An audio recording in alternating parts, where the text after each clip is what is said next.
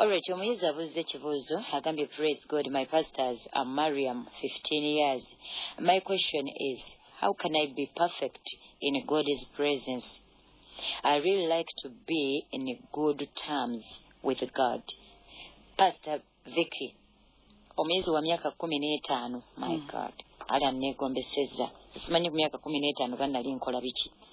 Ebino nali sibitegeererako ddala. Kati abuuza nti ayinza atya okutuukirira mu kubeerawo kwa Katonda. Naga nti mu butuufu ayagala okubeerera ddala mu mbeera ennungi ne Katonda. Myaka 15. Kirungi. Kale nze singa nange ku myaka egyo nali nsobola okubuuza ekibuuzo bwe kityo. Ensi singa singa ndi wala. Tewali buzibu ne wano tofaayo era oli wala. Kale. Kubanga ate waliwo abatali wooli. Ate nga tokirabe ekituufu banaabo be banaamanya bwe banaatuukira. Kale tutuukiridde tutya mu Katonda? Njagala okwebaza omuyizi ono olw'ekibuuzo kino. Okusookera ddala kye njagala okugamba omuyizi ono nti okutuukirira mu Katonda kye kimu ku bintu ebisobokera ddala. Kubanga ebintu bibiri bye twaweebwa ebikulu ennyo. Ekintu ekisookera ddala gwe musaayi Yesu gwe yayiwa ku musalaba Gologoosa. Kwegamba gukola kinene nnyo okuyamba obulamu bwaffe okubanga tutuukirira mu Katonda. Ekintu ekyokubiri ye Mwoyo Omutukuvu. Ekyo kirabo nga bwe ntera okugamba nti kyatuweebwa. Ekkanisa tuli ba mukisa nnyo olwaleero okubanga tulina ekirabo. Nze ntera okugamba abantu nti it's the best gift that we have. Mu bintu byonna bye tulowoozaako ng'oggyeko Range Rover Sports, ekisaawe ky'ennyonyi. Naye Mukama ebyo lwaki tabimpa n'endekera obyogerako? Tofaayo era nobirowoozaako nga nsaba. Gumiikiriza Katonda mwesigwa. Kati ku bibiri ekinene kyekiriwo. Owaayi. Byonna biina. So, ekirabo eky'Omwoyo Omutukuvu Mukama yakituwa okusobola okutuyamba kubanga bw'otunuulira Omwoyo Omutukuvu omulimu omunene oba omukulu ogwamuleeta ku nsi kwe kuyamba ensi okubanga agirumiriza ekibi. Bino bye tukola bino. Nti abantu bwe tubeera n'ekyo kati ono omwana abuuzizza engeri gy'agenda okubeera perfected. Kati mu ye mulimu ebimulemesezza okubeera perfected. Ku myaka 15. Myaka kisobokera ddala abantu lirya ne tuzaalibwa n'ekibi. Ve myaka 15 nali sisalikako musajja. Andi mukambwe muzibu. Myaka 15 omwana w'emyaka 2 abba sukaali kati yogera kuwa 15.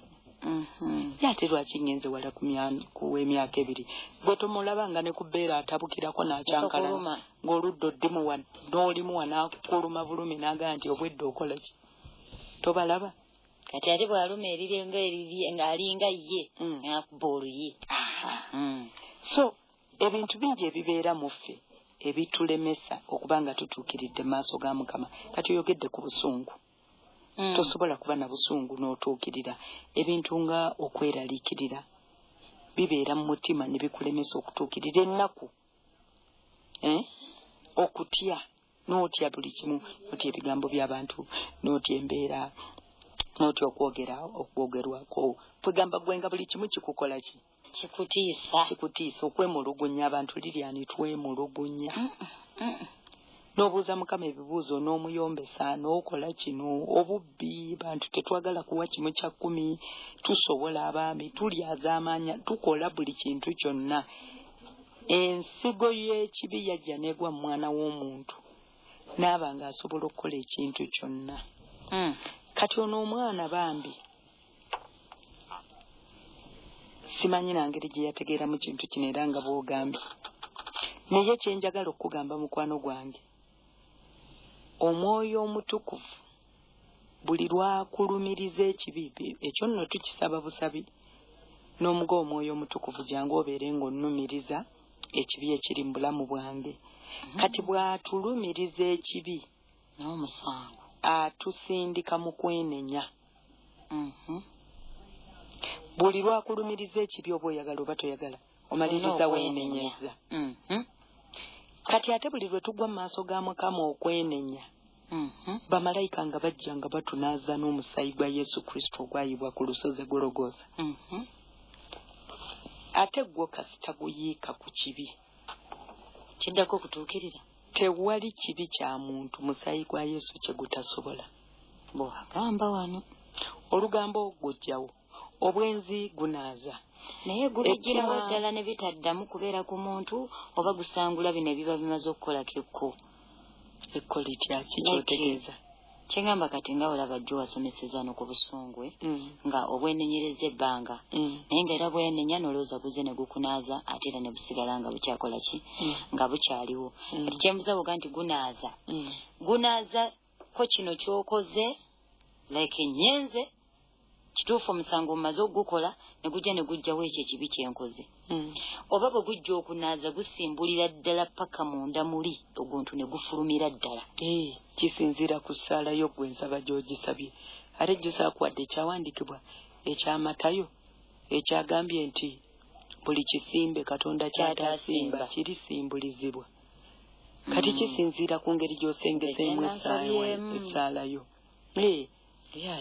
Bw'olina okunaaza ne gusuubulula ne simuga nti Mukama gunzijeemu. Era ekyo kiriko Lilian, twenenya ne tukomaawo. Naye ng'ate emirundi mingi ekintu kirina kyolaba nti bw'okyenenyeza ne kisigala ekyo kati gamba bugambi bakisiga okulule. Yes. Mu Matayo 26 olunyiri olw'abirimu 8. Matthew, yes, chapter 26 verse 28. Agamba nti kubanga kino kwe musaayi gwange ogw'endagaano oguyiika ku lw'abangi olw'okugyawo ebibi. Si kibi naye biki? Ebibi. Kati Yesu bw'ayiwa omusaayi gwe olwaleero nze naawe twasigaza buvunaanyizibwa bwa kugenda kuwa maaso ge. Kugamba ye gwe buli kyolaba mulamu bwo, Mukama obwenzi saasira, Mukama obusungu saasira, Mukama olugambo, gwe buli kye weewulira kyonna ekitali kituufu koowola musaayi gwa Yesu. In fact buli lwe tufukamira okwenenya bo bamalayika eri mu nsi ey'omwoyo nga batandika okunaaza nga bakwambula kino ekibaddewo ekirabikanga kyonna ekiba kikufudde atasaanira mu maaso ga Mukama. Ate bwe gumala okutukuza ekintu ekirala kyensinga okusanyukiramu ennyo nti gukujjayo eri gy'obadde kubanga ekibi kitujja awali Katonda ne kitukasuka wala. Ekyo badde okimanyi Lilian? Nti ekibi kikujja awali Katonda ne kikwongerayo wala. Kati omusaayi kye gukola gwo bwe gujja. Jukira kati gukunaaziza olugambo olugezigezi, busungu, kajanja, tima, bujja, gutukuza. Biri bikulukuse bigenze. Kakati mugwe bw'omala okwenenya n'ogamba otya Mukama awabadde obusungu mpa obuwombeefu, awabadde obukyayi mpa okwagala, awabadde kati ng'otandika okukoowoola ekitabaddeewo. Kitegedde?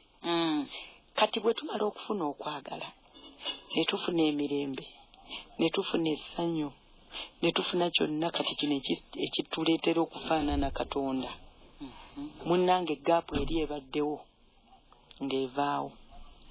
Pastor, nkubuzeeyo ekibuuzo. Nkubuzeeyo ekibuuzo.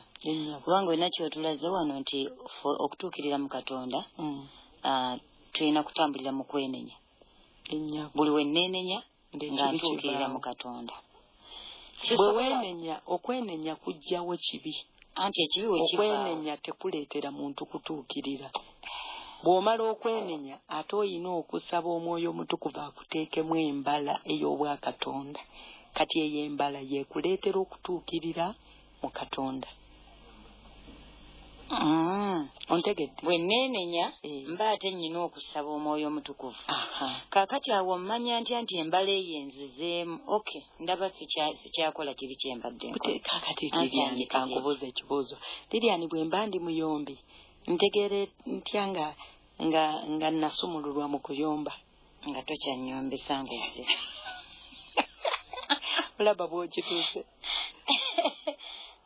nga bwojja ne bwe sikwata ku nsawo yo tonyombesa. Kitegeeza gutuyamba ne tusemberera Katonda. Kubanga bwe gujjawo kino ekibadde kitukasusa ewala, Omwoyo Omutukuvu najja n'atwambaza kino eky'obwa Katonda. Oyagala toyagala osemberera ani? Mukama. Ye lwaki sikusomera kyawandikibwa Abefeso essula eyoku nsomera pasita anti bikula Abefeso. Nze Katonda bw'anyamba bwe nti ne ntuukirira mu ye ebisigadde mba seetaaga. Ate kati ki kye mba mbulayo nga ntuukiridde mu Katonda? Kiki ekisinga obukulu? Befeso mmeka? Abefeso 2:13.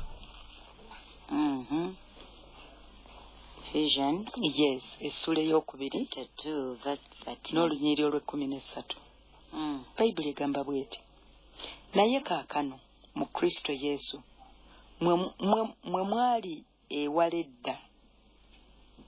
Naye kaakano mu Kristo Yesu mwe abaali ewala edda musembezebwa olw'omusaayi gwa Kristo. Abaali ewala edda eri nga olugambo n'olugezigezi n'akajanja nabyo nga byatukasuka wala. Naye omusaayi bwe gwajja ne gutujjako ebintu ebyo, kati tusembedde kumpi n'ani? Ne Katonda. Katonda mukwano gwaffe owulira wano era yaŋŋambye era bannange era nva kwogera ne Mukama kwegamba mulaba ogenda okulira nga bakuyita kabona wa Katonda. Kyekyo kyennyini. Naye nga waje wali okuvaayo okusembera wano bakabona. Kati tuli wano Katonda n'abanga atuli kumpi mukwano gwaffe tusiba kwogera nabyo. Omuleke uwongojja tenajja nawe mu mmotoka tenawala okumuleka ate n'entambula naye. Ate nno bwe nnyingira parking ne mugamu naye emmotoka yiyo kuuma. Gw'olekayo eri. Ate ne muleka ne mu parking. Tulimu emirimu. Gw'oleka waka, gw'oleka mu parking, ate bw'otuuka wano gw'ogaa nti kati. Ate ne nnyingira naye nti ate ne mu studio tugenda ffenna. Oba yabikola atya? Nze simanyi, nze mmanyi kimu buli kimu yayamba. Kati bwe tumala okutuukirira wano, bwe tumala okusembera okumpi, okimanyi nti bw'obeera okumpi ne Katonda wabaawo otandika okufuna ekiri mu Katonda n'ojjuzibwa, amaanyi ge ne gakujjula, entiisa ye n'ekujjula, obulungi bwe ne bukujjula. Kati n'otuuka ku ddaala ng'oyolesa ekitiibwa kya Mukama mu buli ky'okola. Ontegedde? Bwe kuba kwogera n'oyogera ng'oyogera magezi, kubanga tosobola kusemberera mugezi n'otofuuka mugezi. N'ofulumya ebigambo eby'obusirusiru. N'abantu bakwewuunya. Okuleka ng'osemberedde alina obusungu mu kifuba.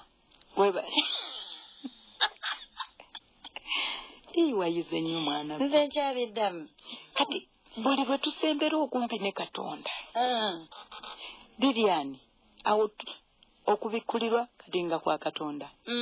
Amagezi oyogeranga Katonda. Bannange. Okusalawo byonna by'osalawo osalawo nga Katonda bwe yandisazeewo. Bw'oyimirira okusaba osabira ddala nga Katonda bw'ayagala osabe. Olw'okuba omuli kumpi. N'olyoka ofuna okuluŋŋamizibwa okuva eri Katonda. Omuntu buli lw'osemberera Katonda kizibu nnyo okuddayo okukola ensobi. Kubanga essaawa yonna abeerawo n'agamba kino kola bwoti, ekyo tokikola. Obanga akola ensobi n'agamba nti kiki kino ky'okoze, vaayo mangu n'odduka n'otereera wano mu layini mangu nnyo. Wano kola bwoti. N'akukwekaawo by'otategeera n'abikuluŋŋamya. Kugamba bannange n'okwo. Ekitegeeza Pastor Vicky, omanyi njagala kati kuwumuzaamu n'atera okuwumuzaamu.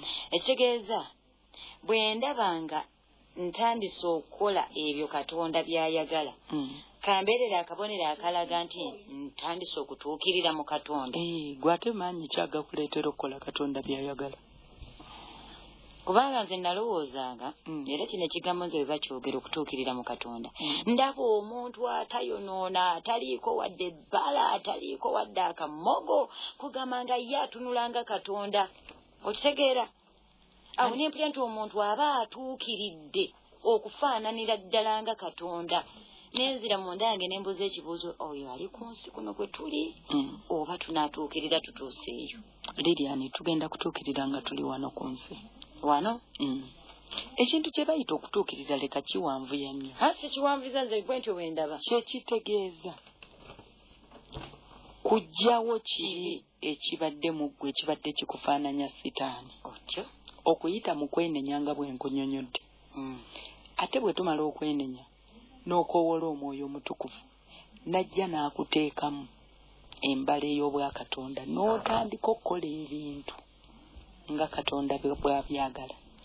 Maliriza naawe ekitegeeza okutuukirira Katonda si kya lunaku lumu okutuukirira mu Katonda tekitwala lunaku lumu kitwala akaseera kubanga ebituleetera okubanga tetutuukiridde mu Katonda bingi kankugeereze olwaleero osanga nga mulimu obusungu kati kanneegerezeeko nze nayina obusungu nayina obujja nayina olugambo nayina olugezigezi nayina akajanja nayina obyogerako bwogezi oba kubuulira mazima wali bubi nali bubi aba nange nze nyina mukale naye ate si bingi nnyo ate ng'ebyo ebibi kati bw'olaba viki yalina obusungu sayidi eno obusungu wali lugezigezi wali kajanja wali lugambo wali bujja wali obiraba kandekere naawe ojja kunjogerako nti nali bubi ate nga naawe era wali bubi naye kaakati kye bayita okutuukirira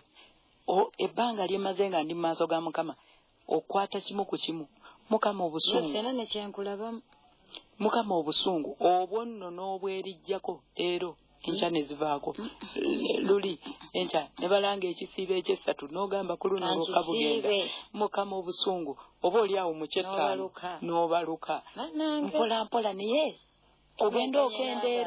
ogenda okendeera ekiseera ne kituuka nga kati omuntu asobola okukola ekintu banaye n'otunula nemulaba bulabi bwenti kandi yenze oba si yenze ogenda okwetegereza nga mu butuufu yeggwe ate nga bakikoze kiwedde bakikoze naye nga ku luno omusanze n'okuseka n'oseka n'odda wali nogaa nti mu butuufu mu ggulu waliyo Katonda kati kimu ku kimu tugenda tukaabirira Katonda gwe buli kye weezuddemu ng'omugamba kyenkugambye kimu omusaayi gwa Yesu gw'olina amaanyi agajjawo buli ng'ekyawandiikibwa bwe kigambye omwoyo omutukuvu alina amaanyi agatuteekamu embala ey'obwakatonda kasita ova eri n'odda eno ekyo kye tuyita okutuukirira tweyanza Pastor Vicky olw'okutuluŋŋamya mu ngeri y'okutuukira mu Katonda ekintu ekimu kye ngenda okukola ngenda kudda ewaka nfuna akatabo kange bulungi nkola lisiti y'ebintu byonna ebikyekulumbaliza mu nda yange nga si bya bwakatonda kimu ku kimu paka lwe nawulira nga akatabo kawedde oba katabo oba lupapula kankuwe shortcut eyo mbadde empanvu ye totawaana na lupapula kuba ebimu era ojja byerabira nga nze mbyewandiikidde bwe genda mu Zabbuli essula ey'e19 tetugenda kusomayo kati nkutwala mu bulango yogera ekyawandiikibwa olunyiriri olw'12 otandikira awo 13 14 19 Zabbuli Psalms 19 yes teweetanyagwanya na kapapula kubanga ngenda kubiwandiika ojja byerabira mbiteeke wali ku notes board okujjako kye ŋŋamba kyakuleetera kubanga ye ali so smart agenda sooka oleke katono katukomewo bannange bakama bange bandirobi katono katukomewo bannange bakama bange bandirobi katono katukomewo bannange bakama bange bandirobi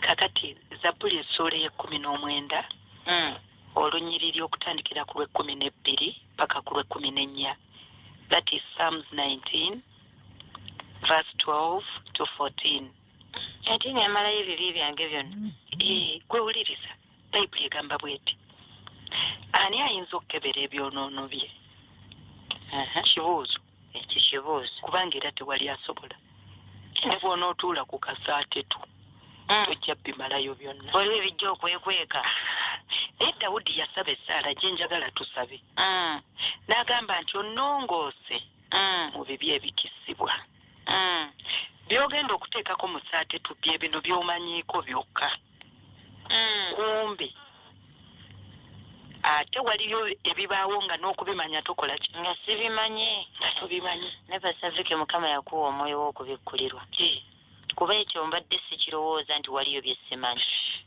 waliyo okitegedde era ne mu byamalala oziyize omuddu wo kati ebyamalala bye biriwa okikola okyetegekedde kamulinde noga nti ebyo musumba Viki byowooza ebyo sonyiwa kamala omuvuma bwe mmala omuvuma nja kwenenye waliwo bye tukoze amalala ogenda omanyidde ddala babesandikyerenyereza sibuli naye noga nti kamala kamuvumire ddala nenamutereze kasita tugenda mu nnaku 10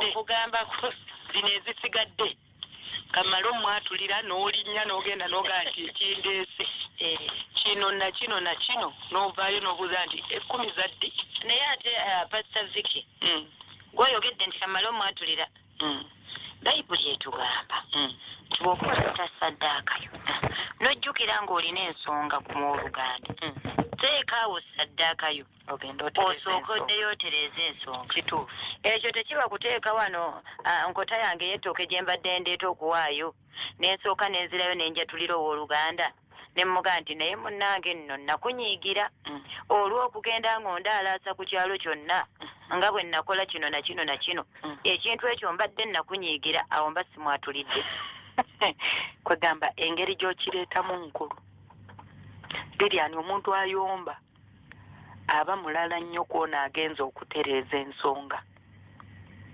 omuntu agenza okutereeza ensonga approach yeeba nti waliwo ekintu kye wali okoze n'enzize onsonyiwe era nange nzize nkusonyiwa nzize tusonyiwagane ekyo kyanjawulo wagenza obyogera nga olowooza nti sijja pitedde wali ettooka oliteese wali kaakati nnyabo muba mwogera ebigambo byammwe mumanye we mukoma temulowooza nti fe olw'okusirika n'okulokoka twasirwala busirwa bannange mulekeraawo akajanja mugenda mutambuza ebigambo nga mubijja wano mubijja wali enjawulo ogiraba awo ne mmaliriza nga mugamba nkusonyiye nentwala ettooke lyange nga Mukama ndeese saddaaka naye kaakati approach yo ate muleka omutinkudde ekigendererwa ky'okutuula mutereeza ensonga kwawukana nga mutabaganye ontegedde tutegedde kati tuddeyo ku kyawandiikibwa etukimalirize agambye nti ani ayinza okukebera ebyonoono bye onnongoose mu bibi ebikisibwa era ne mu byamalala oziyize omuddu wo bireme okumpangula bwe ntyo bwe nnaabanga eyatuukirira so n'omusango ogw'okwonoona okunene teguli nsinga ebigambo eby'omu kamwa kwange n'okulowooza okw'omu mutima gwange bisiimibwe mu maaso go ayi Mukama olwazi lwange era omunonozi wange kaakati ekyo kye ŋŋenda okukola awo ojja kuba oyise mu shortcut doozi tayimuuzi seri kankateekewo kyawandiikibwa kino tayimuuzi seri gwe buli lwogwa olunaku maaso ga Mukama goga nti Mukama zowaya zaavuddeko zonna zitegedde naye n'ebiri mu nze bye sitannategeera in fact bw'osaba essaala eyo omwoyo omutukuvu kyakola ng'atandika okusikayo kimu ku kimu ng'aga nti okay by'obadde tumanyi ng'aga nti obadde okimanyi nti olina okwenyinyala ng'akikusikirayo nakyo kibi nga lwaki nga bwenyinyalaani abaana ba Katonda kati waliwo ebyennyinyaza pasitale kate kiteekako nti tetulina kwennyala ekyo beze n'okwennyala kujja kwokka nga sigga nti oba okuyisa okitegeera ati olaba okwewolereza si kwewolereza nze omanyi nze pasitale yange nasalawo byogera okwenyinyala kyekintu ekijja obuzzi kyokka nga toliga nti oba togambye oba nti kannenyinyale gundi naye n'olaba ekintu ekikyafu nowulira nga mutuufu okyenyinyadde anti kaakati guba mwoyo muggwe ogw'okwenyinyala noyita mu ddwaliro asoboka noyita mu ddwaliro noga nti oh my god mumpa akatambaala mbike ku nnyindo naye ng'abasawo bo basiiba mu muwoodi pasita gwe nkutadde kangende wa pasita teki ojja kutusosonkola ffenna kale ojjamu buli kantu kuba kati ogwo ogw'okwenyinyala nze neenyinyala nnyo naddala ebyokulya ebyokwenenyeza nga nnyina bingi mukama nze ebyokulya nkulaba bulabi bwoti ng'obikutteko n'engalo oba naki omutima ogubirya ne gufa ngamba bannange sikakulya kati awo nga geyeena pasita